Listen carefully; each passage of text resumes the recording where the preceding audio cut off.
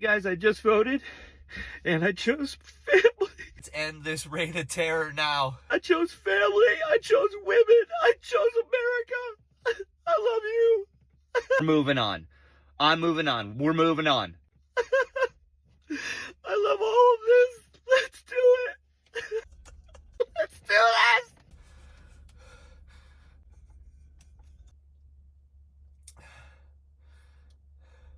Okay, guys, listen, I am sorry. I know I told you all that the last Trump victory meltdown was my favorite, but now I might have a new favorite. Okay, listen, every couple of minutes I have a new favorite Trump victory meltdown. I'll admit it, but this one I find interesting. Now listen, there are thousands of people screaming bloody murder on the internet. I'm trying to go and find some of the cinema, okay? And, you know, weirdos are going to scream about stuff. That's what they do. I'm trying to go and find some of the more unique meltdowns, like this one from Bob, the South Florida water guy. Listen, I don't know who the hell this guy is. Apparently, you know, he's kind of well known on Twitter. Well, of course, we know how the leftists operate. All over social media today, there's posts about how people are going to leave social media because Trump won and things are going to get too toxic. You know, the same people that have literally been shitting a brick for the last 8 years about Trump, literally going crazy on your timeline, screeching every freaking day, losing their mind. Well, guess what?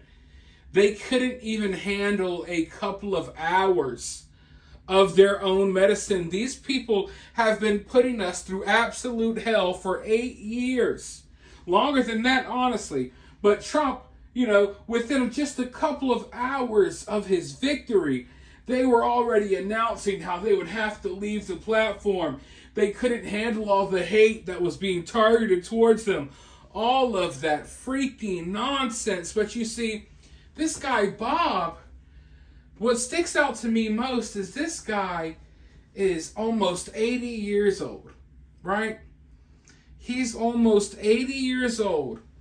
And he's on here pulling the social media stunts that freaking 19-year-old college girls are pulling for attention. And I'm telling you right now, to find a guy like Bob in Florida, like you're probably more likely to go find a freaking unicorn or a leprechaun at the end of a freaking rainbow. But hey, let's go ahead and meet this guy Bob and let's listen to what he has to say. I said that I would be leaving Twitter within the next 24 hours, but I'm leaving. I can't say anymore. There's no more to say. There's nothing else to say. We lost both houses and the White House and America. Do you know how many people he's going to pardon now? It's just, there's no stopping him. There's no stopping him.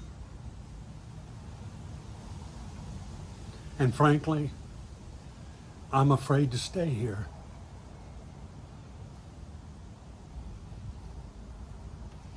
I'm almost 80 years old.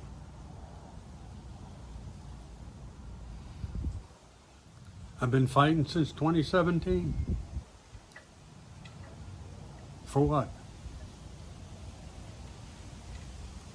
I actually thought people with live, active brain cells would win. Women would win. And we lost. We lost to the dumb fucks. I love every one of you out there. You've been part of my life. And I'm going to miss it. And you take care of yourselves, all of you. You're right, Bob. You can't stop him. You can't stop Trump. And you see how he had to insult people there?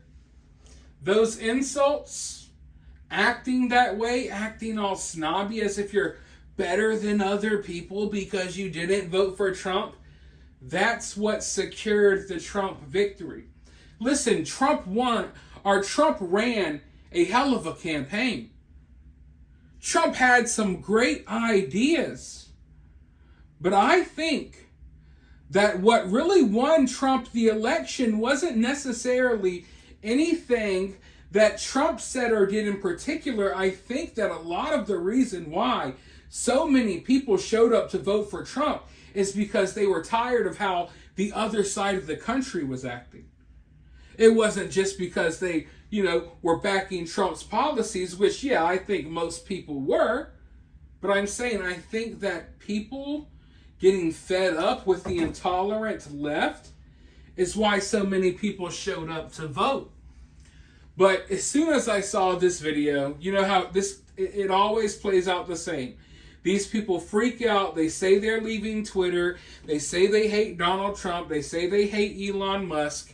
And then you wait a couple of days and they come back and they try to pretend like all of those meltdowns didn't happen.